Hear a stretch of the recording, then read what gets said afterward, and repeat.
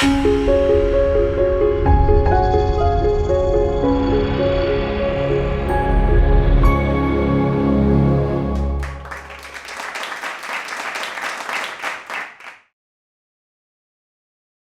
our topic today is India's pioneering contribution to the vaccination story.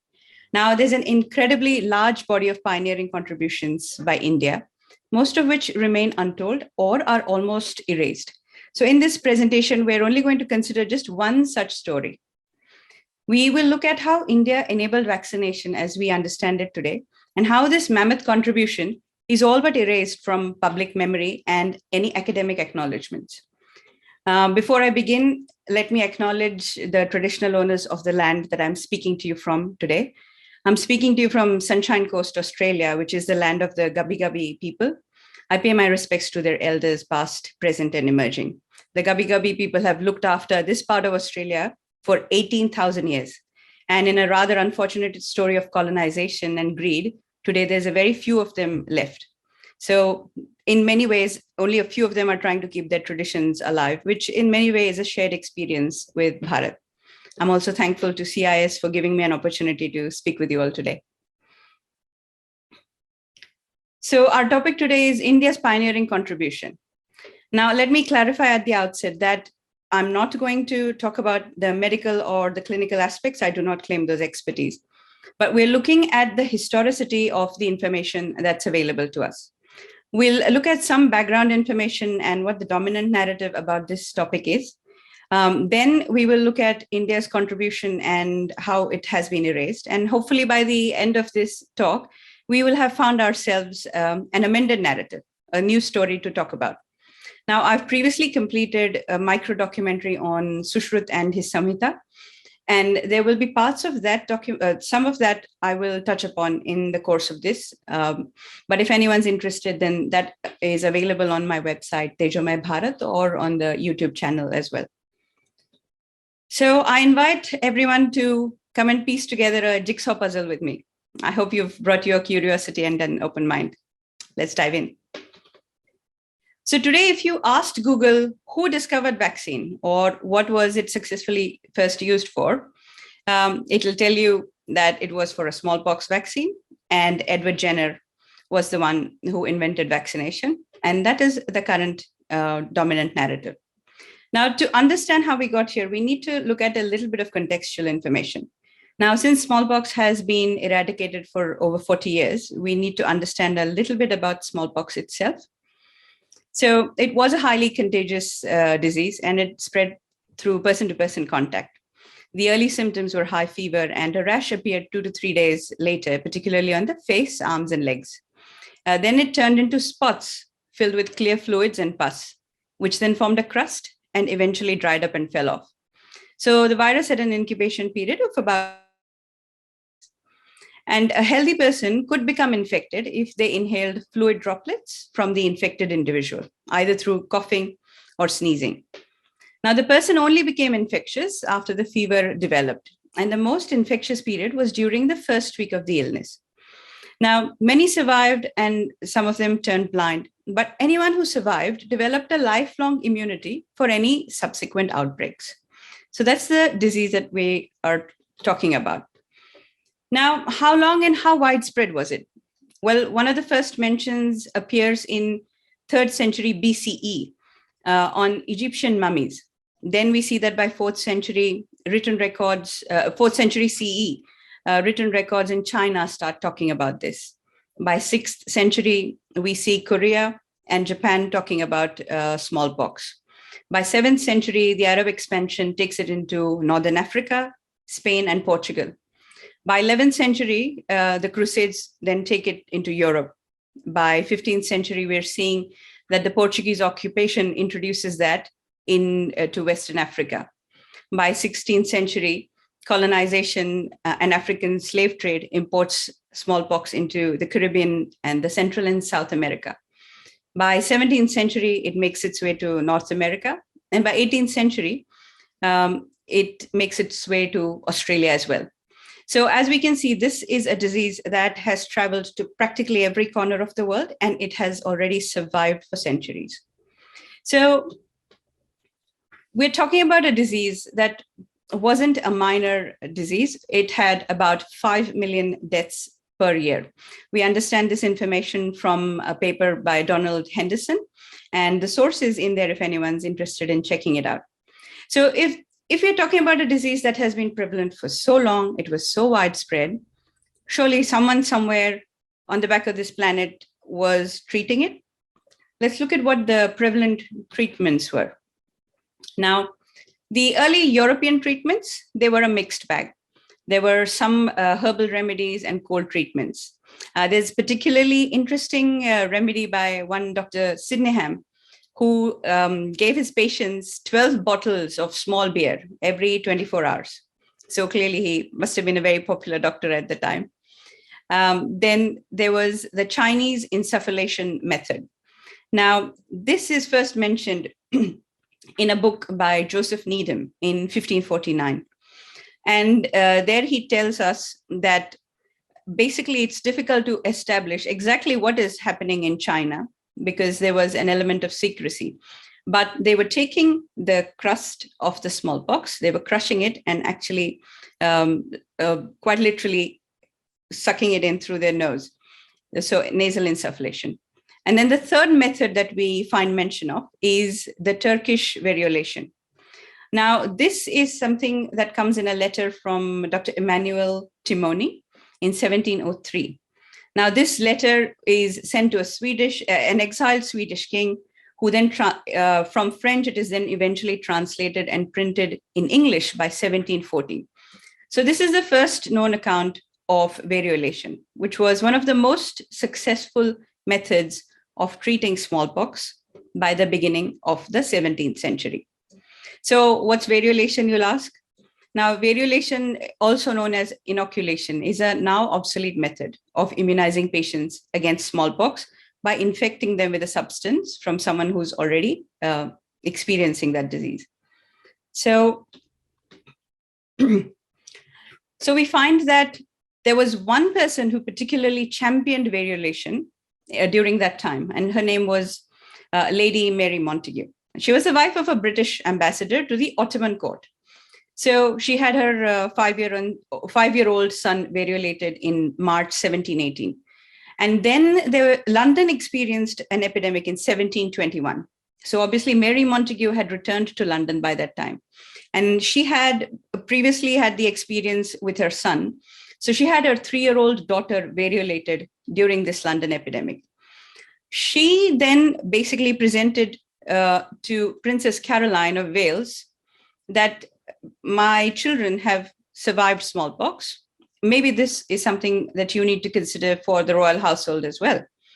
So Princess Caroline of Wales, she was quite reluctant, but then she came up with the idea of actually conducting human experiments. Now, they found 6 criminals from the Newgate prison. Now, these were people between the age of 19 to 36. And they were condemned to a death penalty for things like stealing 3 pairs of wigs and some bread and things like that.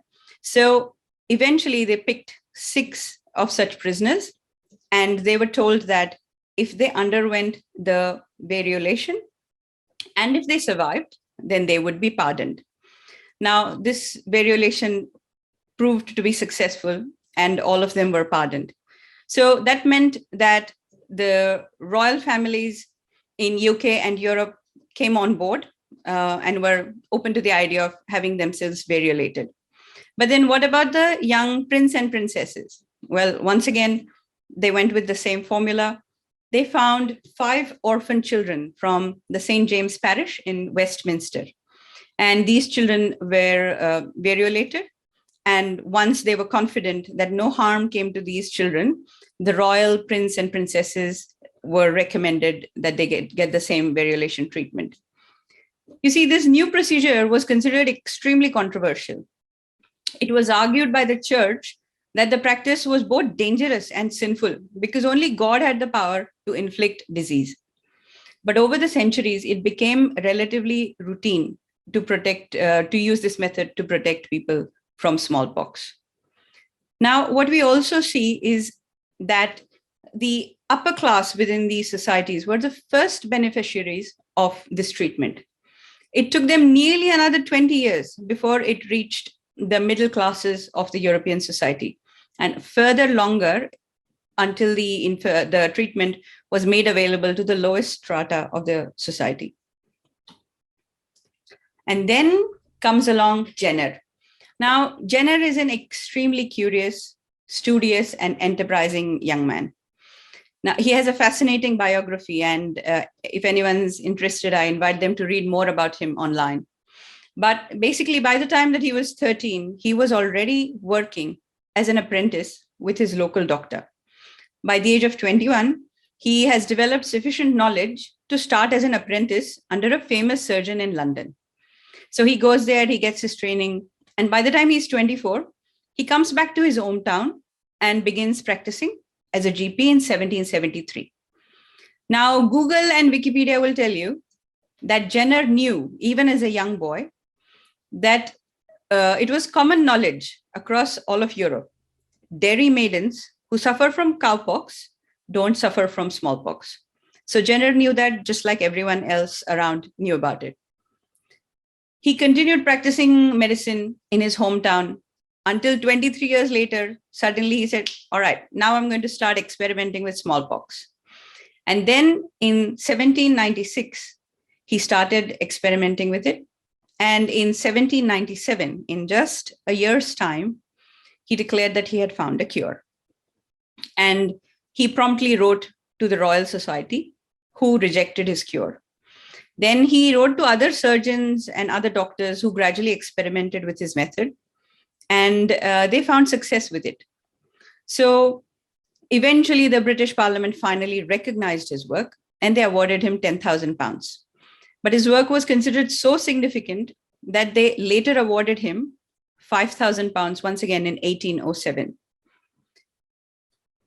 So what did Jenner actually do? Well, like I said, it was common knowledge that if you suffered from cowpox, you didn't suffer from smallpox. So there was a dairy maiden, her name was Sarah Nelms.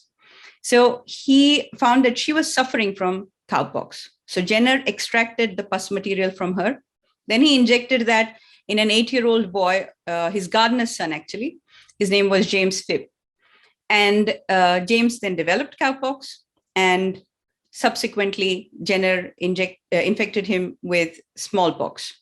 So the little boy survived, and that's when basically Jenner said the cure is now complete. He declared that what was common knowledge is actually true. Anyone who has suffered from cowpox won't succumb to smallpox. Now, I'm not speaking here today to take anything away from Jenner's work. It was important to do what he did during the times that he lived in. What I'm saying, though, is that there's a missing link that we have never questioned. Remember, like they say, history is written by the victors, and our history has been written by the colonizers. And therefore, what we know about ourselves and what we don't know is a narrative that we've never actually been a part of. Now, on 30th of September, 2020, BBC Future published an article. The title of that article was "Chilling Experiment That Created the First Vaccine." Now, in that article, Renee Najera, who is an epidemiologist, she tells us that in 1803, the ship sailed from South America, and on board were 22 orphans. She goes on to narrate an incident about how orphans were used as vaccine carriers from UK to South America. In there, though, she mentions that Jenner did all this without knowing what he was dealing with. And further on in the same article, we get mention from Dr. Sheila Cruikshank, who's also a professor of immunology. She said that Jenner did not know the science underlying the discovery. A lot of what they were doing was relying on creating immunity, creating antibodies, creating memory, and they had no concept of that. So essentially, that is what they were working with without having a full understanding of the subject matter. So at this stage, we know that there are a lot of unanswered questions. For example, if this was common knowledge across Europe for so many centuries, why had Europe failed to put two and two together before Jenner? Jenner had been practicing as a GP for 23, 24 years before he decided that he was going to investigate and find a cure for smallpox. Now, a problem that has been plaguing the world for centuries, Jenner is able to solve it in 12 months. How? And what really happened here? Now, the answers for this, surprisingly, come from the underlying Bharatiya wisdom. We have several accounts of the Vrindavan and Banaras Brahmins, the Daivadnya Brahmins, garland makers, barbers. We have these narratives and accounts documented by several people. So let's look at some of those to see what was happening. Now, there's a letter written by Robert Gould to Dr. Oliver Gould. We don't know their relation, but we do know that Robert is writing this from the Bengal presidency. Now, he tells us that the operation of inoculation called Tika by the natives has been practiced there for at least about 150 years. And it was first performed by one Dhanvantari. And this operation was kept as a secret. Now, this mention comes to us on 10th February, 1731. Barely 2 decades later, we come across another account, which is by Reverend Charles Chase, and it's Essai Apologetique in 1754. Now, this account is a bit more detailed, and he tells us that the smallpox inoculation had indeed been prevalent in Bengal for a very long time. The variolous matter was preserved in a twisted thread that was inserted into a needle, which was in turn passed between the flesh and skin. Some variolous material was preserved from the time of the inoculator's grandfather and great-grandfather. Now, this is a first-hand account from an English lady who had both of her children inoculated. And basically, this is where we now come across the mention that the material has been preserved for more than one generation. The third account is the most detailed account. Now, that is an address given by Dr. John Howell to the London College of Physicians in 1767. This account tells us that the Vrindavan and Banaras Brahmins, they travel to distinct provinces and arrive at their destination before the return of the disease each year. And although they arrive in February, they don't begin treating until they have assessed the state of the distemper.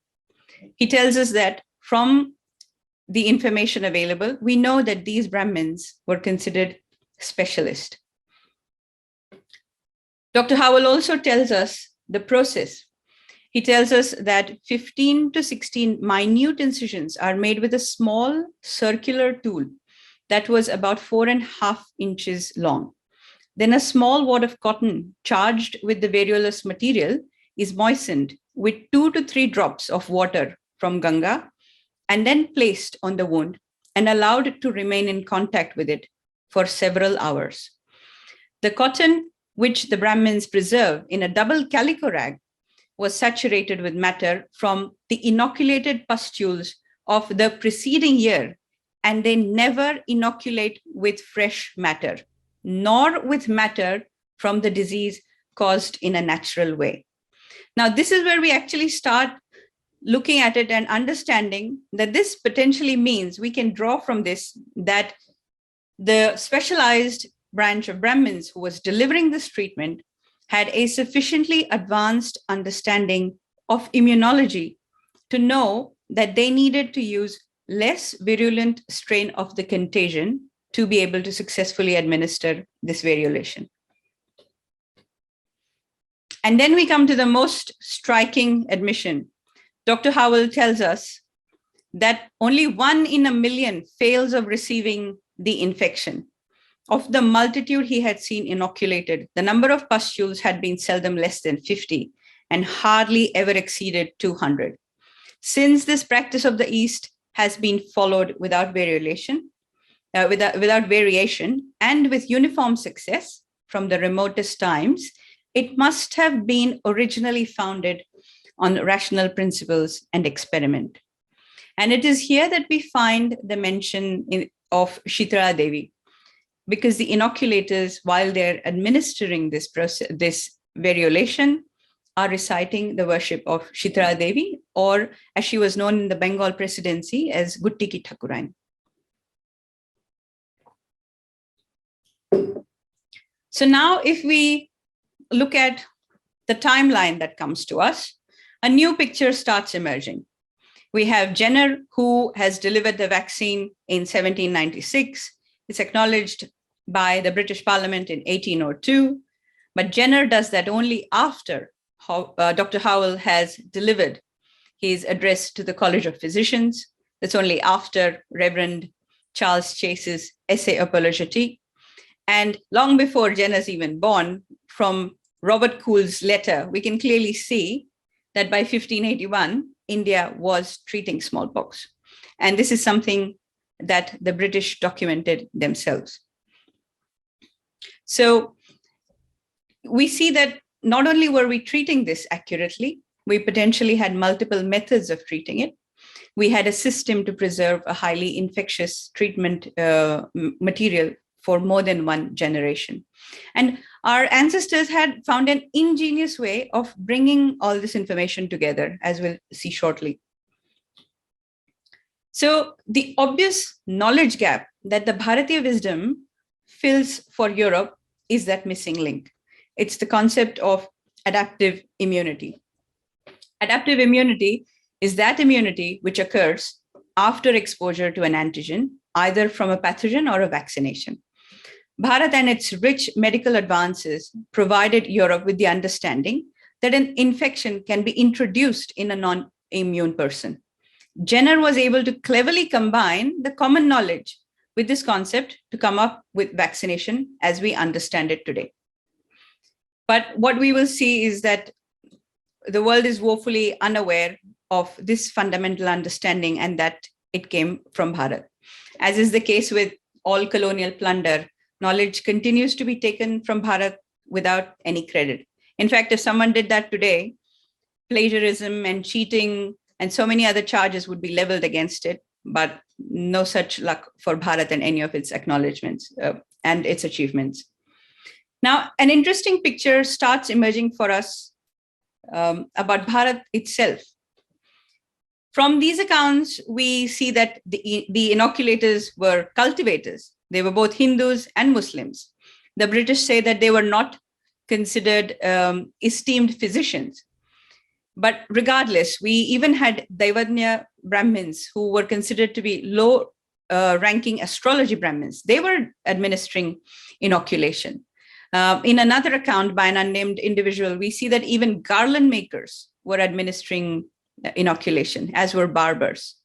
So from all of this, what we can see is that regardless of how the Britishers noted it down, that they were not esteemed physicians, India had found a way to administer and deliver this treatment to pretty much everyone. You could quite literally go to your local barber and get the inoculation done. Now, most of these accounts come to us primarily from the Bengal presidency, and that is where the goddess was known as Gutti Ki Thakurain. Now, this information from James Moore, this is where he gives us details that the Brahmins recite during the performance of the operation, the prayers appointed in Atharvana Veda for propitiating the female divinity. He mentions that he considers Atharvana Veda to be 3,356 years ago, but we can disagree with that. So numerous deities are assigned to numerous childhood diseases. We'll see that in our Mahabharata, there's mention of Krishna's, Putana, Harivamsham, Bhagavatam. All of us tell us about a variety of these diseases. So we can see that we've had access to this information for a very long time. Now, this is where we find that Shitala Devi has various mentions in various parts. So one of her form is wearing either red or light blue robes, and she has almost no or very minimal ornaments. She is holding a pointy broom in one hand and a pot in another, which she uses to cure the patient. Now, there's a winnowing fan adorning her hair, and she's mounted on the back of a donkey as her vehicle. Now, as you'll probably appreciate, that our Devis and Devatas are multidimensional, and they're open to more than one interpretation. So the commonly accepted interpretation is that she carries a pot of cold water to relieve the patient's fever, and the broom is a reminder to keep the surroundings clean. The winnowing fan on her head can be for fanning the patient when they're experiencing the burning fever to lower their body temperature. So my interpretation of Shitala's iconography is that the pointy broom may have been some kind of sharp instrument to prick or pierce the skin, and the pot may carry some kind of variolous material. She's often accompanied by Jvarasura, who is a fever demon, Ola Devi, who is the cholera goddess, Ghantu Devata, who was the god of skin diseases, Raktabati, and several others. So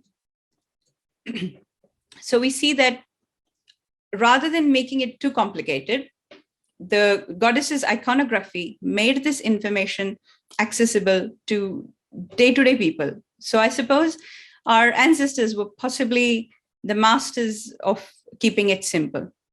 They had kept the information simple, accessible, and was delivered to everyone effortlessly. Now, how are these eruptions of smallpox identified in our earliest writings? Now, the earliest Ayurvedic texts actually talk about something called Masurika. Now, if you can read Devanagari, you'll probably see Masurika Nidanam. Nidana by Madhavkara is composed in the early 8th century. Now, this grantha is a compilation of the earlier works of Ayurvedic works such as Charaka Samhita, Sushrut Samhita, Ashtanga Hridaya Samhita. So there's an extensive chapter on Masurika in this one. Now, he is in turn drawing on Vagbhata's work, and that comes to us from the 7th century. And there we get a description that he on whose body the Masurika appears, like coral globules, break out, then swiftly vanish, dies quickly.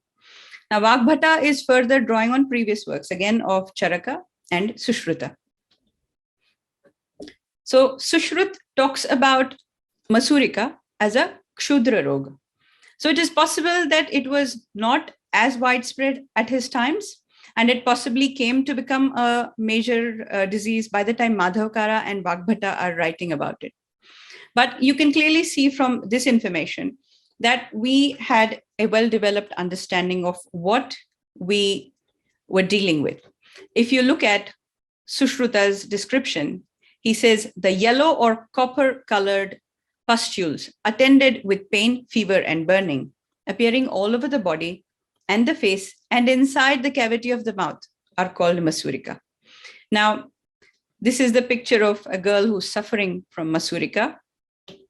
And this here is our Masur ki dal. So all the Gruhinis will probably know that you can see the resemblance there. It's remarkable. So it should come as no surprise to us that we had access to all of this information as early as 7th century by Vagbhata's writings.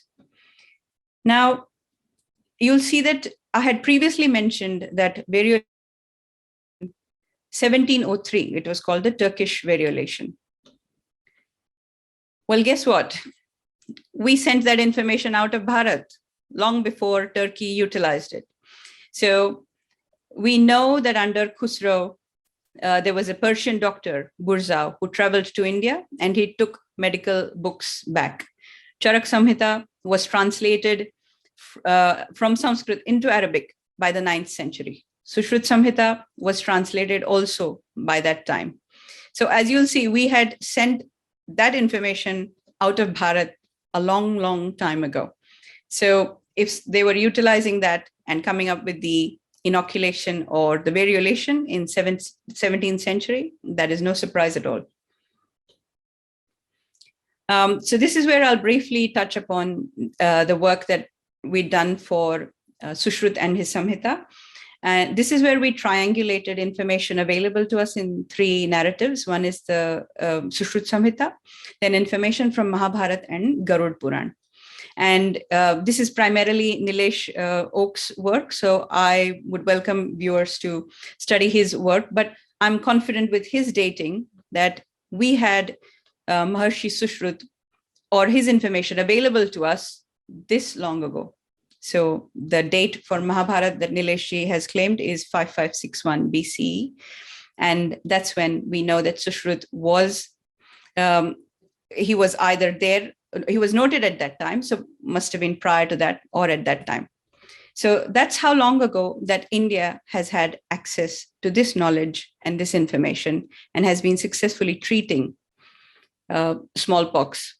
So based on this information, the new timeline that we get is that variolation started in 1802. The vaccination started in 1802, but India has successfully been treating that for nearly 7,500 years. And that's how long we have retained that information. Even if you disregard Sushrut's information, even then by 7th century, we still have mentions of Vagbhata and Madhavkara treating this disease successfully. So the final picture that emerges from all of this is that treating smallpox since ancient time was something that India did successfully. We have had multiple methods of treating it. There was a well-developed understanding of how the disease developed. There was a well-developed understanding of the seasonal patterns that led to the disease. And we also see that our ancestors knew how to store and transfer material from one generation to the next. The information on how they did that is fairly scant in all of these accounts, but it's there. We can infer that they knew how to do that. Now, along with all of these accounts that we've seen, there's also the unfortunate picture that emerges, and that is the one of how our contributions were systematically erased. So in one of the accounts in 1761, on one hand, they're documenting that the treatment was successful. And then Dr. Kirkpatrick, he goes on to say that what is more, that though we give the entire credit to the English lady, an equal credit to her Indian doctor is not a necessary consequence. So really, it doesn't matter who treated. It's just important that the English lady got the treatment done. Then there's another account which tells us that this wonderful invention was not found out by the learned sons of erudition, but by a mean, coarse, rude sort of people. In 1758, a British columnist, he writes that England may be termed as the native country of inoculation. In 1810, by the time we get to that stage, they are confidently saying that inoculation was originally received from the hands of ignorance and barbarism. But happily, our learned countrymen did not measure the value of the practice by the meanness of its origin, but by its real importance and utility. They became examples of adopting it, and they encouraged it to the rest of the world. So after this, we find that there is no further mentions saying that India had anything to do with that. And by this time, we see that vaccination became the end all and be all.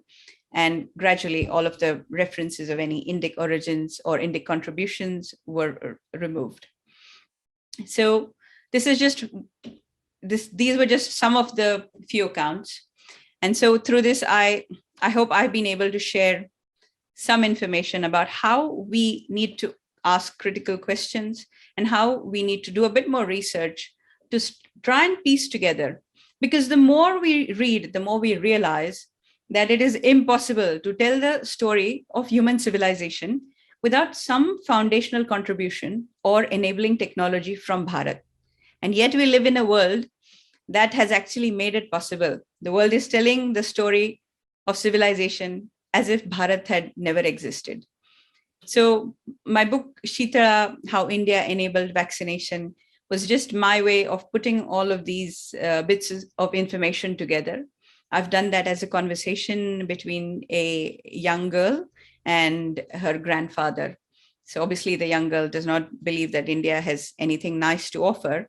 And her grandfather is an Ayurveda acharya who prods her along, asks her to make her own inquiries, and what she finds in the process amazes her. So my youngest reader for this book has been a 7-year-old, and an 80-year-old scholar has also reviewed this work. So I'm delighted that it has been well loved. So with that, I will conclude, and over to you, Rajabhishek-ji. So, ma'am, one thing you just said in your previous slide, that in the erasing timelines slide, that there were the root sort of people. That means us, we Indians. yes, they took the information from us and said that it came from a rude and a coarse sort of people. So that was us. Ma'am, what were the specific diseases in ancient Bharat for which vaccination was actually needed? Smallpox and Masurika.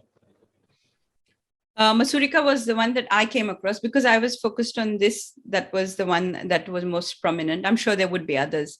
Like I said at the beginning, I'm hoping that this is the start of a conversation where medical practitioners and even Ayurvedic practitioners start looking at it from an expertise point of view, that the expertise that they carry, so that we can actually start claiming all of this, not just on the basis of historicity, but also on the basis of technical evidence that they can make available. Ma'am, actually, were we really aware of those tiny microorganisms in ancient time? And did the doctors or the Vaidyas tested the vaccine on the people? I mean, what kind of experimentations were done in those times for these treatments? So what now, once again, I will say here that this is something that the Ayurvedic experts need to talk about. But what I'm aware of from the information that I've read so far is, yes, they were aware of a lot of the immunology related concepts, and they are freely discussed in the Ayurvedic texts. So I think it's a matter of us delving more into it and doing a bit more research. How many people were annually inoculated from smallpox in India in the past? Is there any record of that? Yes, there is actually. The reference skips me, but in 1967, there is a paper written by an American author, and he has documented the number of vaccinations annually. So his specifics were just for India, and that was a paper that he was writing to promote the vaccination in India. But essentially, that was the information that was used by the Indian government to start the campaign across Bharat, which continued for nearly 20 years until we actually eradicated that. Early 60s, I think. Ma'am, one thing I also noted, you mentioned about nasal vaccination in China. Was it also present in India? Nasal vaccination?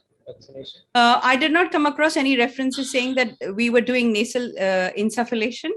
That seemed to be a particularly Chinese way. And there were methods where they would crush that, and either they would do it directly, or there was one particular mention where the doctor would, there would be a long, like a bamboo tube, and the doctor would just do that into the patient's nose as well.